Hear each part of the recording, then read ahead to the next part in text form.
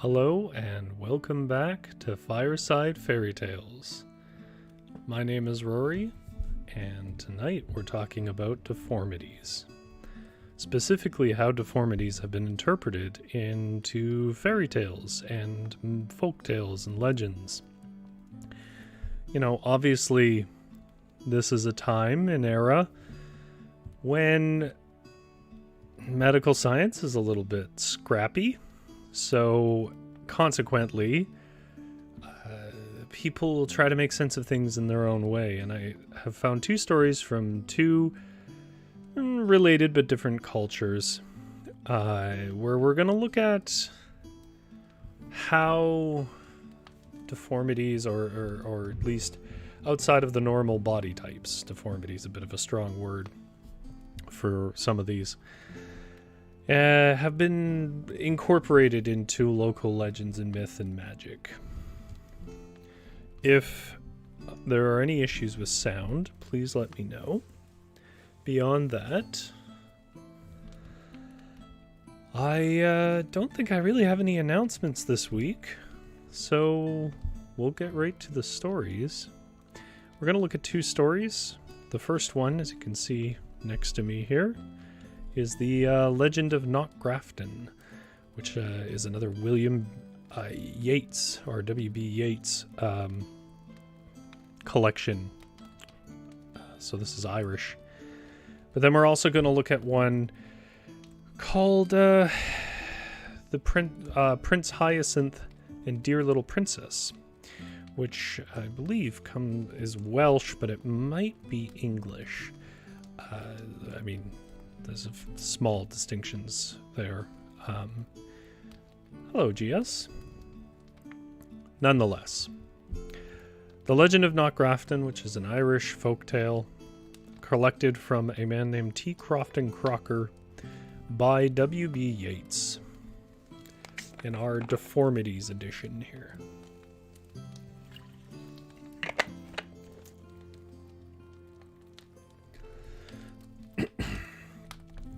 There was once a poor man who lived in the fertile glen of Aherlow, at the foot of the gloomy Galtee Mountains, and he had a great hump on his back.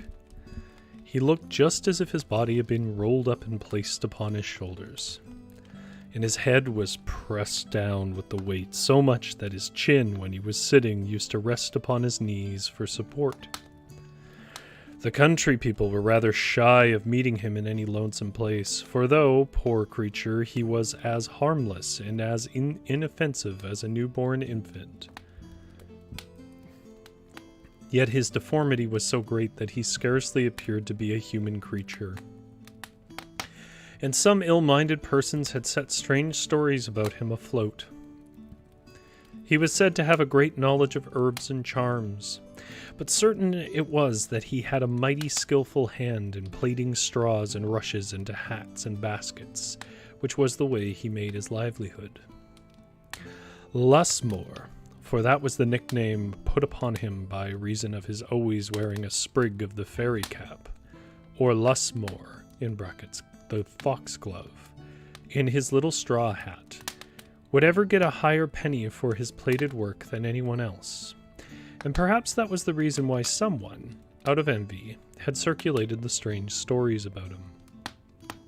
Be that as it may, it happened that he was returning one evening from the pretty town of Cahir towards Capa. And as little Lusmore walked very slowly on account of the great hump upon his back, it was quite dark when he came to the old moat of Knockgrafton, which stood on the right-hand side of the road. Tired and weary was he, and no ways comfortable in his own mind, at thinking how much farther he had to travel, and that he should be walking all the night. So he sat down under the moat to rest himself, and began looking mournfully upon the moon, which, rising in clouded majesty, at length apparent queen, unveiled her peerless light, and o'er the dark her silver mantle threw. Presently there was a rose. Presently there rose a wild strain of unearthly melody upon the ear of little Lusmore. He listened, and he thought that he had never heard such ravishing music before.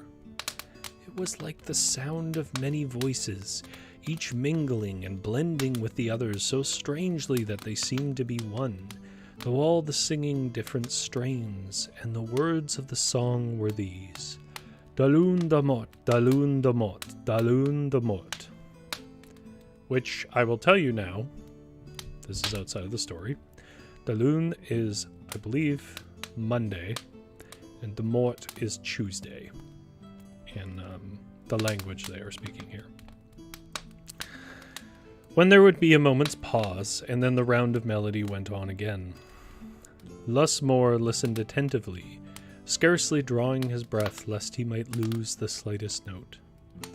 He now plainly perceived that the singing was within the moat, and though at first it had charmed him so much, he began to get tired of hearing the same round sung over and over so often without change. So, availing himself of the pause, went Dalun da mot had been sung 3 times. He took up the tune and raised it with the words Augusta Doreen, and then went on singing with the voices inside of the moat, Dalun da mot, finishing the melody when the pause came again with Augusta Doreen. The fairies within Knockgrafton, for the fair song was a fairy melody, when they heard this addition to the tune, were so much delighted that with an instant resolve it was determined to bring the mortal among them, whose musical skill so far exceeded theirs, and little Lusmore was conveyed into their company with the eddying speed of a whirlwind.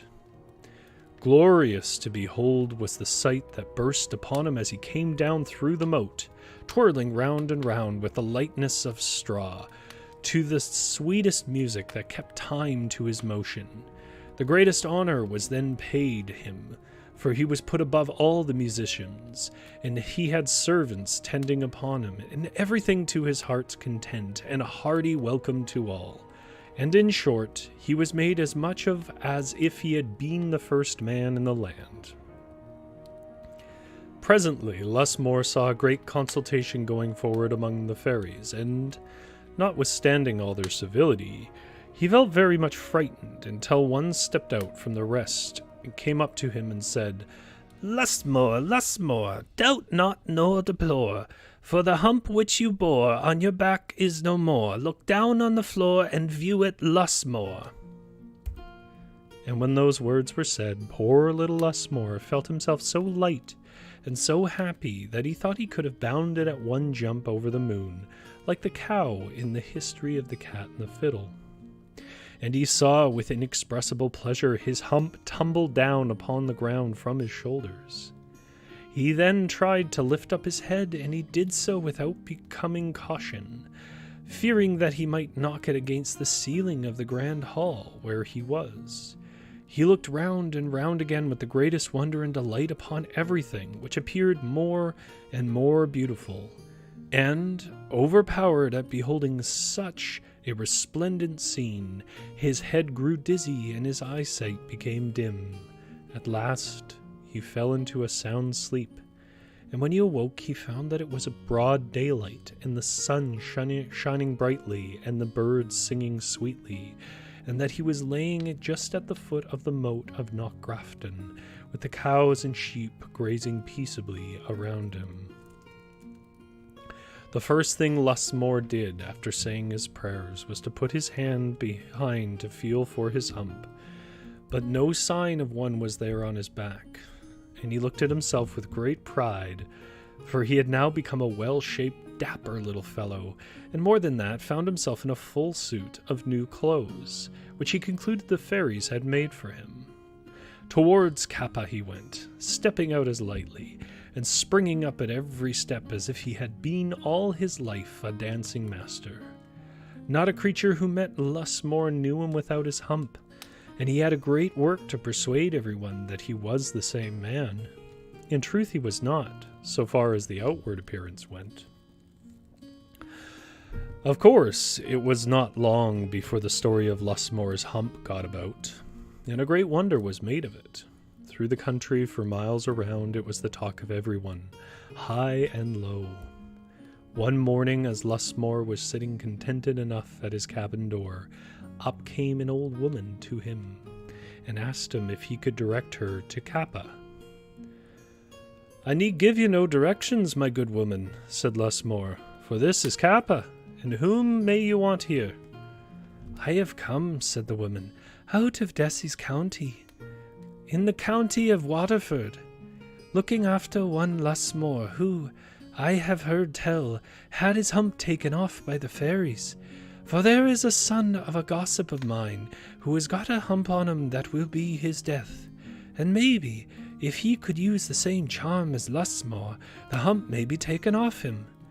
And now I have told you the reason of my coming so far. 'Tis to find out about this charm, if I can." Lusmore, who was ever a good-natured little fellow, told the woman all the particulars.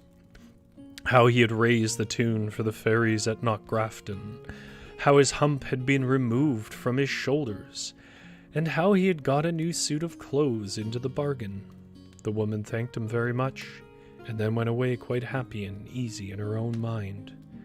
When he came back to her gossip's house in the county of Waterford, she told her everything that Lusmore had said, and they put the little humpbacked man, who was a peevish and cunning creature from his birth, upon a car, and took him all the way across the country. It was a long journey, but they did not care for that, so the hump was taken from off him. And they brought him just at nightfall, and left him under the old moat of Knockgrafton. Jack Madden, for that was the humpy man's name, had not been sitting there long when he heard the tune going on within the moat, much sweeter than before. For the fairies were singing it the way Lusmore had settled their music for them, and the song was going on, "De l'on de mort, de l'on de mort, de l'on de mort, Augusta Doreen," without ever stopping.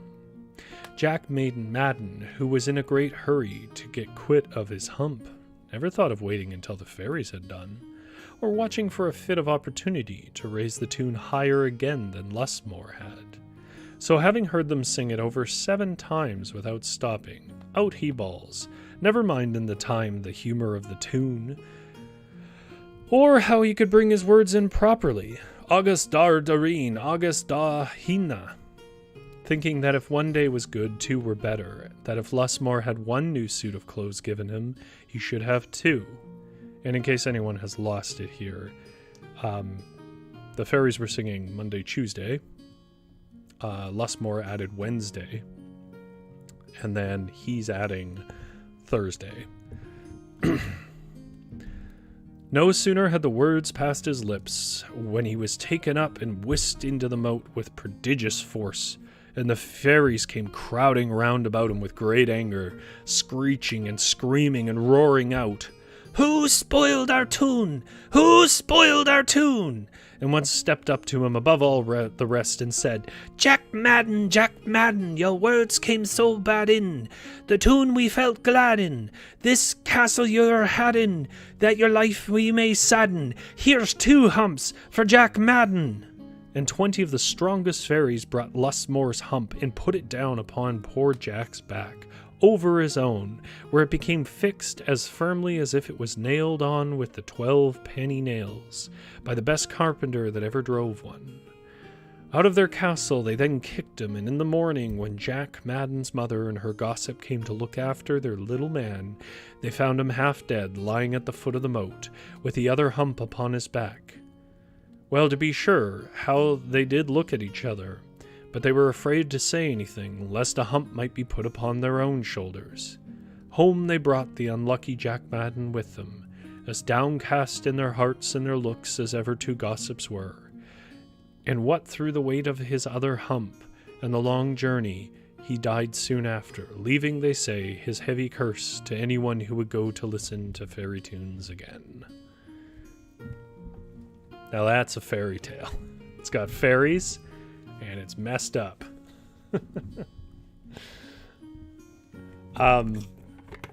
What I particularly like about this tale, before we move on to our next one, is how it cuts to the heart of, I think, what fairy tales, what kind of lies in the ethos of fairy tales, which is things are not necessarily good or bad in human terms. The most of nature operates on its own kind of clock, and trying to control it or gamble on it or whatever else never really works. You know, the fairies are not necessarily moral beings. They are, like, they're not angels or something like that. They're just these forces of nature that exist. And then the stories that sort of reinforce certain moral views come along, but they're always particularly savage. Like, I'm only reading you some of these stories. There's literally 50 fairy tales in this book, and this is not uncommon for the fairies to actually be kind of savage. So, Gia says, oh dear, greed and impatience. Yeah, I think there is this sense of, you know, one was done sort of with a kind of generosity of music, trying to share something, and the other came with a possession in their heart and something to ask. Could also just take it to mean that if you're bad at music, the fairies beat you up.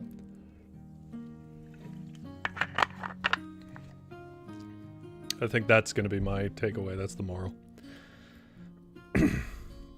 Okay, so that's our first story of sort of a curse of deformity. Obviously, it's not said that the fairies give people humps, and I don't think that's implied by it.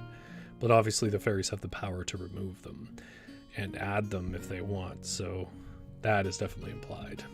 But we're moving on to the second story here, which is Prince Hyacinth and Dear Little Princess. And this is a more traditional kind of fairy tale. By traditional, I mean the average viewer is going to understand it to follow more common rhythms of a fairy tale than the Irish ones. I think this one is Welsh, but it might be just English. But you guys can fact check me. This comes from the Blue Fairy Tale book, or Blue Fairy book, which is a rather famous collection, if not the most famous collection of fairy tales in the last about 150 years. And it's the story of a king's son and his deformity. Carrying on with our theme. Humps are so common then, Gia says. Rickets? You know what? I have no idea. You probably know better than me. Once upon a time, there lived a king who was deeply in love with a princess, but she could not marry anyone because she was under an enchantment. So the king set out to seek a fairy and asked what he could do to win the princess's love. The fairy said to him, You know that the princess has a great cat, which she is very fond of. Whoever is clever enough to tread on that cat's tail is the man she is destined to marry. The king said to himself that this would not be very difficult. Then he left the fairy, determined to grind the cat's tail to powder rather than not tread on it at all. You may imagine that it was not long before he went to see the princess, and Puss, as usual, marched in before him, arching his back. The king took a long step, and quite thought he had the tail under his foot, but the cat turned round so sharply that he only trod on air. And so it went on for 8 days, till the king began to think that this fatal tail must be full of quicksilver. It was never still for a moment. At last, however, he was lucky enough to come upon Puss fast asleep with his tail conveniently spread out. So the king, without losing a moment, set his foot upon it heavily. With one terrific yell, the cat sprang up and instantly changed into a tall man who, fixing his angry eyes upon the king, said, "You shall marry the princess because you may have been able to break the enchantment, but I will have my revenge. You shall have a son who will never be happy until he finds out that his nose is too long. And if you ever tell anyone what I have just said to you, you shall vanish away instantly, and no one shall ever see you or hear of you again." Though the king was horribly afraid of the enchanter, he could not help laughing at this threat. "If my son has such a long nose as that," he said to himself, "he must always see it or feel it, or at least if he is not blind or without hands." But as the enchanter had vanished, he did not waste any more time in thinking, but went to seek the princess, who very soon consented to marry him. But after all, they had not been married very long when the king died, and the queen had nothing left to care for but her little son, who was called Hyacinth. The little prince had large blue eyes, the prettiest eyes in the world, and a sweet little mouth. But, alas! His nose was so enormous that it covered half his face. The queen was inconsolable when she saw this great nose, but her ladies assured her that it was really not as large as it looked. That it was a Roman nose, and you only had to open any history to see every hero has a large nose. The queen, who was devoted to her baby, was pleased with what they told her, and when she looked at Hyacinth again, his nose certainly did seem to her not quite so large. The prince was brought up with great care, and as soon as he could speak, they told him all sorts of dreadful stories about people who had short noses. No one was allowed to come near him whose nose did not more or less resemble his own. And the courtiers, to get into favor with the queen, took to pulling their babies' noses several times every day to make them grow long. But do what they would, they were nothing by comparison with the prince's. When he grew sensible, he learned history, and whenever any great prince or beautiful princess was spoken of, his teachers took care to tell him that they had long noses.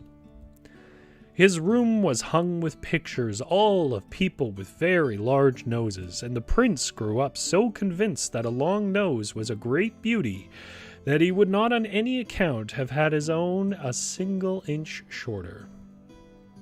When his 20th birthday was past, the queen thought it was time that he should be married. So she commanded that the portraits of several princesses should be brought for him to see, and among the others was a picture of the dear little princess. Now, she was the daughter of a great king, and would someday possess several kingdoms herself, but Prince Hyacinth had not a thought to spare for anything of that sort. He was so much struck with her beauty. The princess, whom he thought quite charming, had, however, a saucy little nose, which in her face was the prettiest thing possible, but it was a cause of great embarrassment to the courtiers, who had gotten into such a habit of laughing at little noses that they sometimes found themselves laughing at hers before they had time to think. But this did not do at all before the prince, who quite failed to see the joke, and actually banished 2 of his courtiers, who had dared to mention disrespectfully the dear little princess's tiny nose. The others, taking warning from this, learned to think twice before they spoke, and one even went so far as to tell the prince that though it was quite true that no man could be worth anything unless he had a long nose, still a woman's beauty was a different thing, and he knew a learned man who understood Greek and had read in some old manuscripts that the beautiful Cleopatra herself had a tip-tilted nose. The prince made him a splendid present as a reward for this good news, and at once sent ambassadors to ask the dear little prince in marriage. The king, her father, gave his consent, and Prince Hyacinth, who, in his anxiety to see the princess, had gone 3 leagues to meet her, was just advancing to kiss her hand when, To the horror of all who stood by, the enchanter appeared suddenly as a flash of lightning, and snatching up the dear little princess, whirled her away out of sight.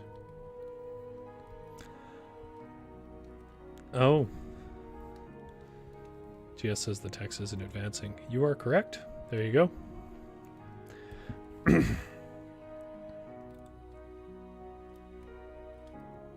Sorry. The enchanter has whisked away the dear little princess.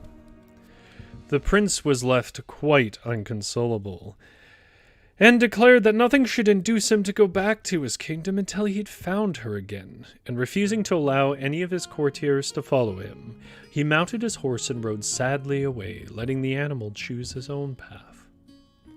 So it happened that he came presently to a great plain, across which he rode all day long without seeing a single house, and horse and rider were terribly hungry, when as the night fell the prince caught sight of a light which seemed to shine from a cavern. He rode up to it and saw a little old woman who appeared to be at least 100 years old.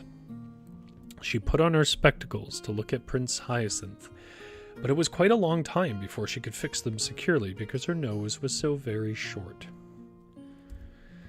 The prince and the fairy, for that was who she was, had no sooner looked at one another when they went into fits of laughter and cried at the same moment, "Oh, what a funny nose!" "Not so funny as your own," said Prince Hyacinth to the fairy.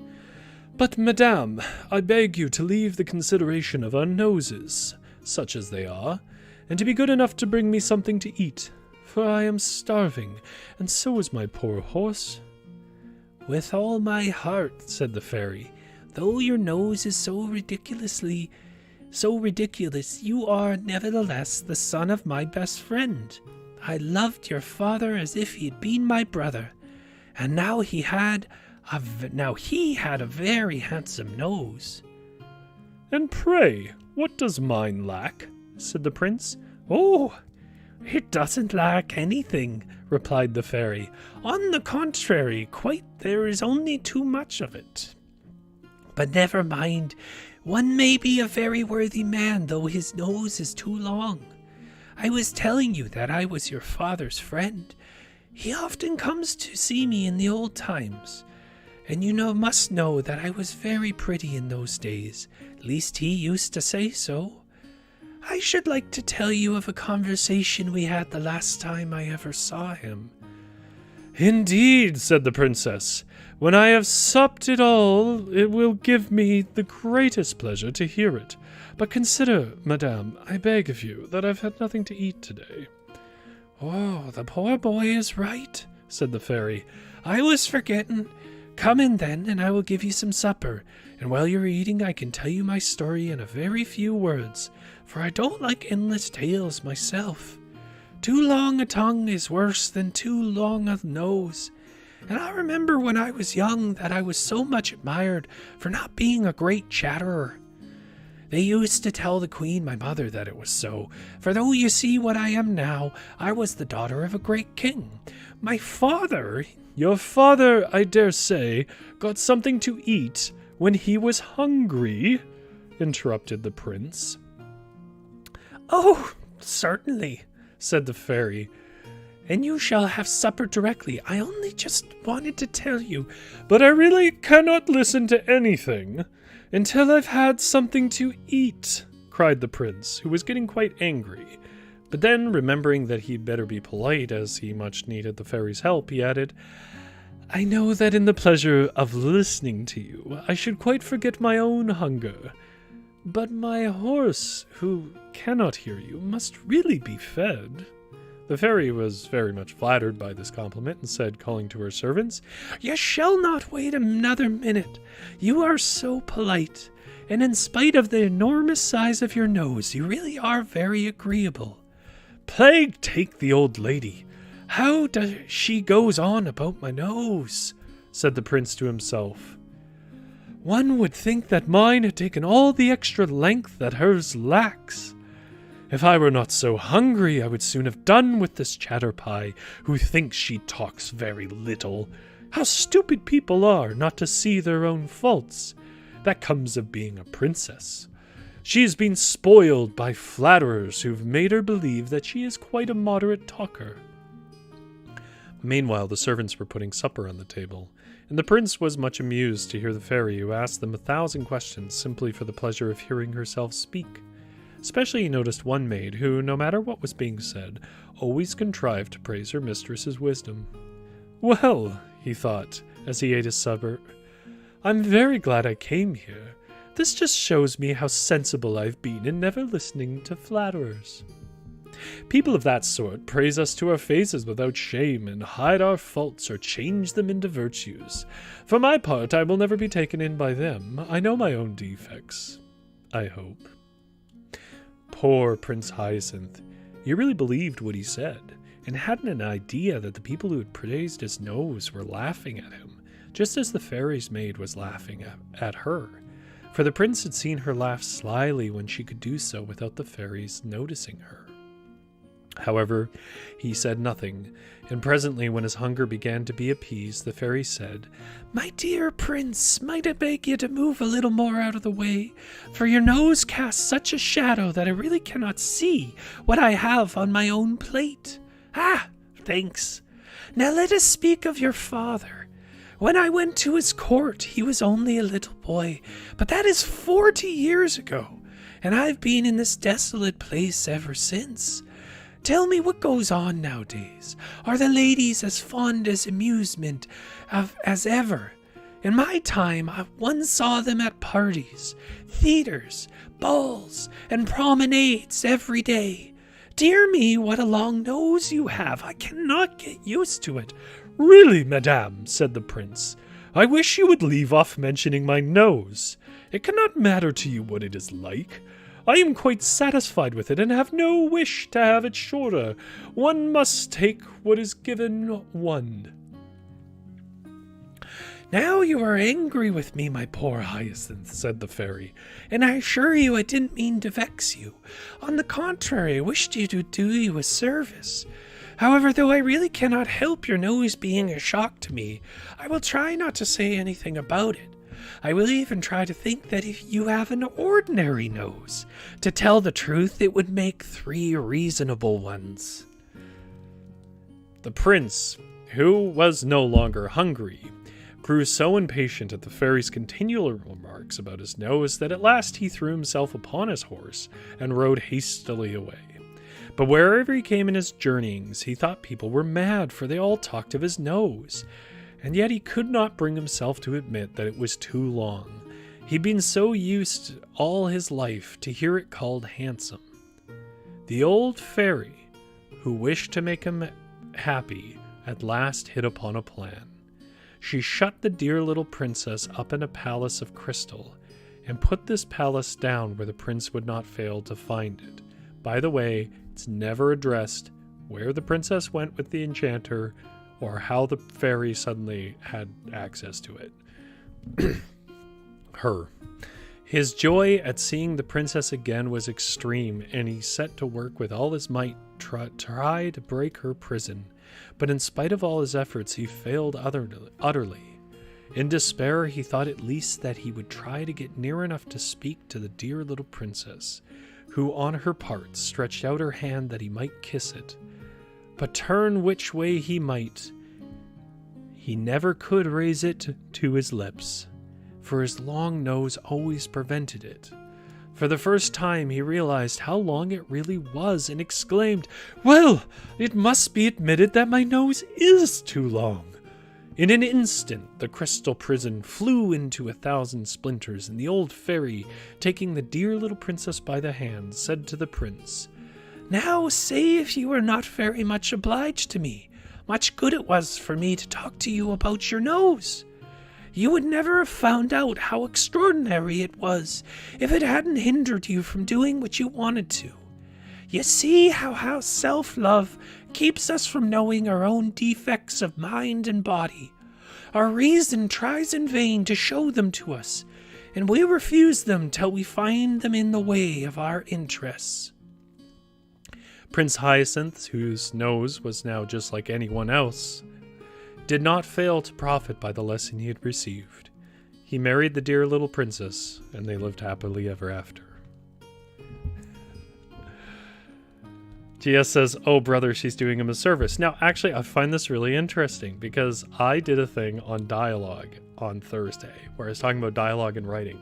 And this is a perfect example of dialogue as like combat or action. It's not immediately obvious, I don't think.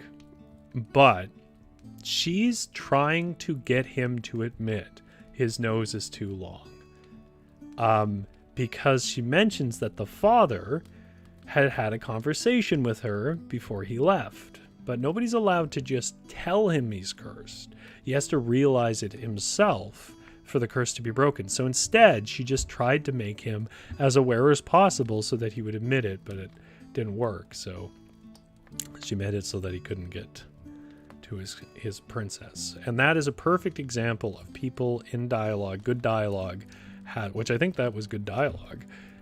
Each person has an agenda. The prince wants to get fed and be comfortable with his face.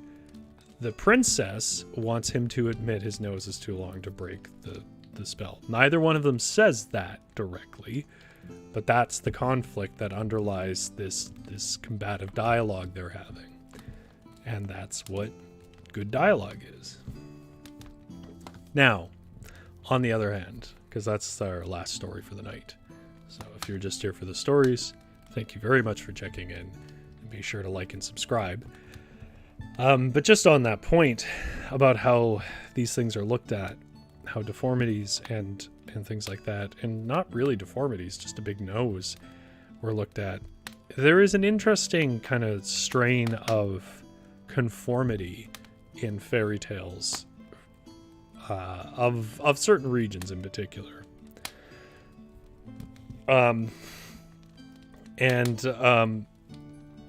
I think both these stories show that in different ways. In both cases, their differences are plagues because it makes them different. And the assumption is always that everyone wants to fit in and be a part of the group. I don't know that is as common now. I think there's a lot more celebration of difference and, just seeing people as being unique to themselves and acceptance of common humanity. But back then, in a lot of these regions, that wasn't the case. And the idea that the king, the prince, the height of society at the time would have any kind of deformity compared to the common person was probably pretty shocking. I think for us it's just silly. I think that would have been pretty surprising. Now, we know history accurately, and we know that quite a few kings had pretty substantial genetic defects from the inbreeding that they did all they could to cover from everybody outside. So actually the story has a great deal of basis in real history of people lying about who these kings were. But there you go. There's two deformities stories, one from Ireland and one from, I think it's Wales. If you want to find any of these stories on your own, I get these books from Project Gutenberg. And I may as well give a shout out to a very lovely gift I got, which is my beautiful Rakuten Kobo e-reader. I am a physical book reader. This was a wonderful gift because these kinds of books that I read are all digital, and I've been having a lovely time with it.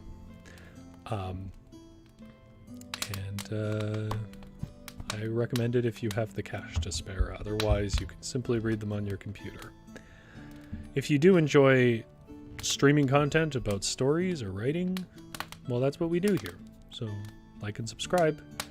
I think you would know how to do that. You can follow us on Twitter and Instagram at Varietal_lit. I'm Rory. Thank you very much for GS Suki and whoever else is lurking for coming by and listening to the story. You guys have a very good night. I'll go tend the fire in the cabin. and you take care of yourself.